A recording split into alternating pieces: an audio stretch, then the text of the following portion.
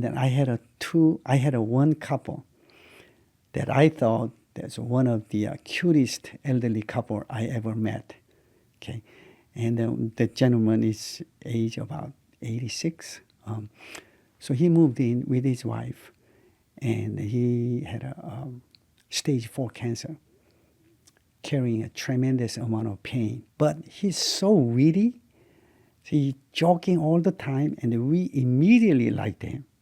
Okay, and his wife, so cute, spending hours making up, her face, and then put the lipstick, and then she has a wig, and doing it so cute.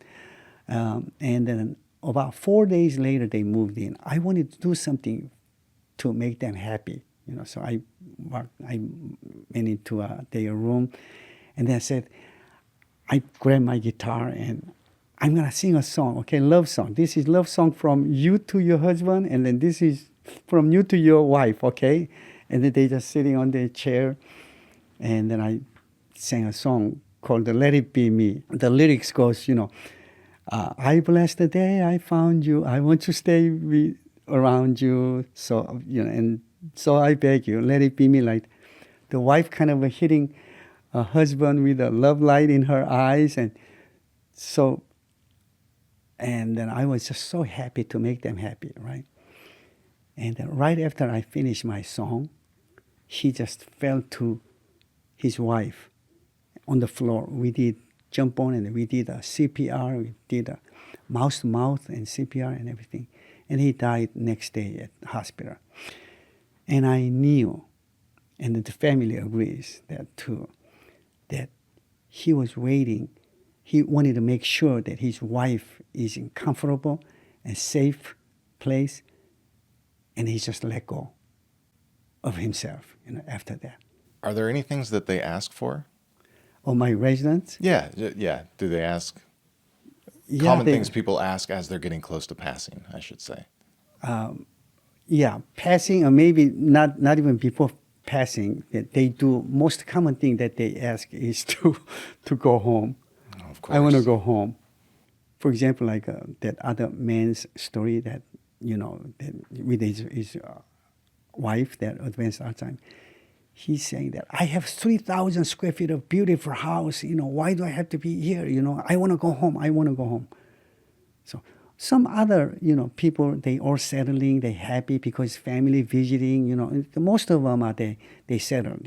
But some of the people, they wanted to go home. Okay. So I can give you another example, right? The young man, fairly young man, he lost his wife all of a sudden. He woke up and the wife was passed, in the morning. So he got devastated. He cried, and he quit his job and started drinking, and then it's just a mental breakdown and with a mental disorder.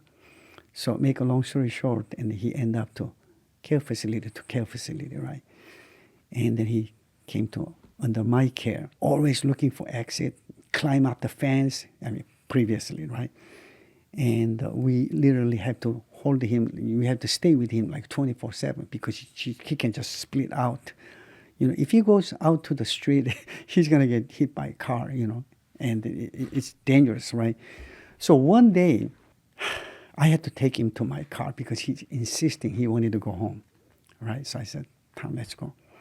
Put him in my car, and then I drove neighbors around, right? Around, and he knew. He said, "No, this is not my house. I want to go home.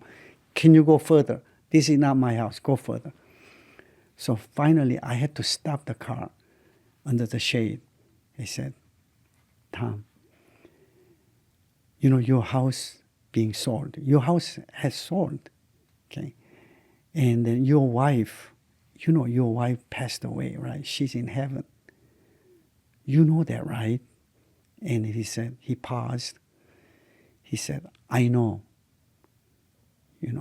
but I miss her so much. She was my best friend, and I just missed her so much." He cried. And then I had to hold his arm, and then I had to cry together for about 15 minutes. that that was very, very sad. So a lot of people, they asking, I want to go home. Have you seen things that science can't explain? Yeah. I wouldn't say a lot, but yeah, several of them like this. Again, that I have to, I'm not a doctor, I'm not a nurse, things, but I can only share my experience. One man, he always drink and eat so fast, so he goes to the wrong pipe, gets frequent pneumonia.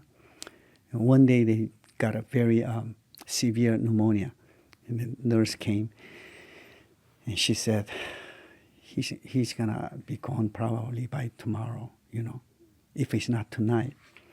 So we can literally we can hear the sound of water in his lung, I mean that much. So anyway, one night passed by. He got up.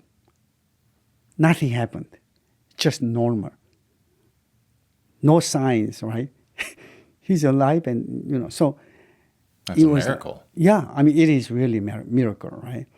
So the doctor came, and I asked, and the doctor said, Sam, this is, I don't know, but this is very, very, very rare case. But I think God has a way to helping some people, through the body organ, absorbing all those kind of foods and whatever that it has, right, inside, and then just release all the water through the skin overnight. I think that's what it happened. So I thought, I am totally believe in God, His existence, and His healing power.